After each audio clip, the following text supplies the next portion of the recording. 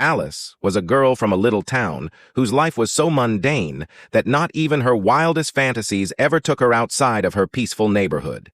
She was a waitress at a neighborhood diner where she became well known to all the customers for her lively personality and cheery smile. Her days consisted mostly of mundane chores. That night was meant to be beautiful, but it turned out to be a turning point in Alice's life. With his self-assured swagger and passion for technology, Alice couldn't quite place the exhilaration Alice felt around her lover Scott, who had been preparing something special. He rode up on his motorbike to the restaurant. His new Bluetooth glasses rested on his nose, giving his already endearing demeanor a little more style. Alice was instantly enthralled with his proposal to go out to a romantic meal. She consented, of course, not realizing that this evening would alter everything. They proceeded to an upscale restaurant, where the ambiance appeared to whisper promises and love, with dim lights and soothing music. Scott was going to add even more unique touches to the evening. An anxious but determined man. He was about to pop the question to the lady he loved when he grabbed for the ring he had been concealing, but destiny had other ideas. He was ready to put the ring on Alice's finger when a worker nearby met a tragic end. Almost suddenly, a nail gun misfired and a nail went through Alice's brain, becoming deeply embedded in her skull. The shock set in right away. After Alice was taken to the hospital in a hurry, the medical staff understood how serious the situation was.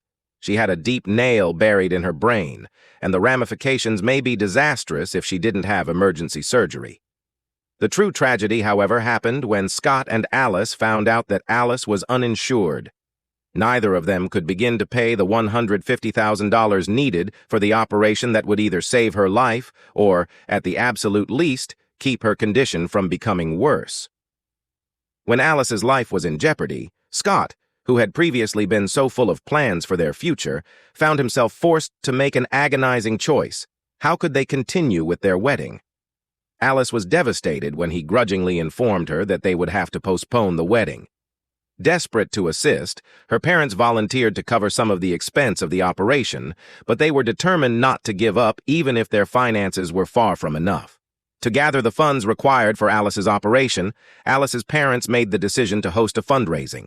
The neighborhood came together in support of them, and on the night of the gathering, Alice's predicament brought together friends, neighbors, and even complete strangers to cram into the restaurant. Everybody had a unique tale to tell. Due to a lack of insurance, many of them were dealing with comparable problems with treatable medical ailments. Among them were Pastor Norm, a former priest who was experiencing painful side effects from his medicine, and Kesson, a guy with an unusual condition with his behind. The evening of the event was one of optimism mixed with stark reality. All of them put forth a lot of work, but they only raised $1,600, a small portion of the required funds. Alice was devastated by the deficiency, since she had been holding out hope that this may be the turning point in her life. As despair set in, her aunt, a veterinarian by profession, made an unusual offer. She would carry out the operation herself, just when it seemed that there was no chance left. With no other choice, it was a final resort. Alice agreed that the circumstances surrounding the improvised operation were not ideal.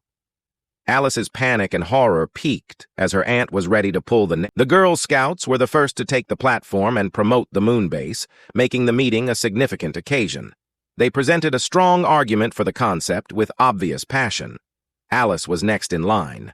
With her pulse racing, she stepped in front of the cameras and gave a speech that would impact everyone who listened to it.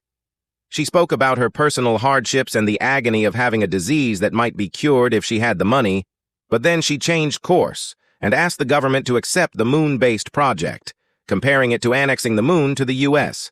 The audience connected with Alice's speech because of her genuineness, openness, and unadulterated passion. Her message could not be disregarded. As he watched from the sidelines, Howard had a profound feeling of relief and pride. In addition to being a crucial ally in his political career, he considered Alice as someone who had given his life fresh purpose. They went back to the hotel to celebrate after the conference, and in the quiet hours that followed, Howard confided in Alice in a manner he had never done before. He told her how his mother had forced him into politics, how he had always felt like he was living someone else's life, and how he had dreamed of being a ranger since he was little. He discovered someone who knew what it was like to fight against forces in Alice. Uncontrollably, the film deftly satirizes the complexities of the issue as Alice's influence increases. Howard and Alice are navigating a labyrinth of corruption, backroom deals, and public appearances in the political scene. In one especially ridiculous subplot, there is a proposal to establish a military facility on the moon. Alice unintentionally supports this idea in her speeches, thinking it would somehow improve her health. In the film's finale, Alice is shown supporting the Lunar Bass Project and making an ardent case for healthcare reform in front of the cameras. Though a little mistaken, her statement strikes a chord with the public, elevating her to the status of a beacon of hope for people who are suffering and cannot afford medical attention. But change is never simple. In a stunning turn of events, Alice and Howard encounter resistance from influential political people, chief among them the cunning Pam Hendrickson, who is determined to see the moon base project through to the finish. Their attempts were in danger of failing due to Pam's brutal methods and Howard's own moral quandaries. Ultimately, Alice's steadfast spirit triumphs due to a peculiar chain of circumstances and sheer resolve. The healthcare law gets approved despite the fact that it continues to serve political interests. Since he has come to really care for Alice, Howard gives up his political career to make sure the bill passes. The reunion of Alice and Howard in the film's epilogue serves as a monument to the strength of tenacity and optimism. I appreciate you seeing. In the following video, she started to become anxious, thinking she was going insane and that her brain was leaking. As he saw her collapse, Scott made a terrible choice. He explained to Alice that he could not be married to a woman who could be going insane. She felt as if the last of her world had broken as he departed, his words stabbing her in the heart. Alice's life descended into despair. She was locked in a body that seemed alien to her, alone, and abandoned by the man she loved. She was acting utterly out of character due to the nail in her skull, which was having a disastrous effect on her behavior.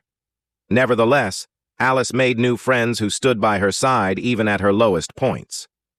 Despite facing personal challenges, Pastor Norman and Kesson emerged as her rock stars, encouraging her to cling to hope when it seemed to be fading away. Alice saw something as she was lying on the sofa and watching TV and changing stations.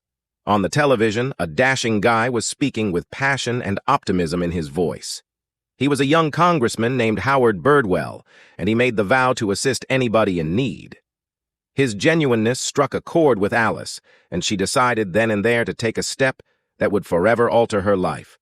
She would seek this guy for assistance when she was in Washington, D.C.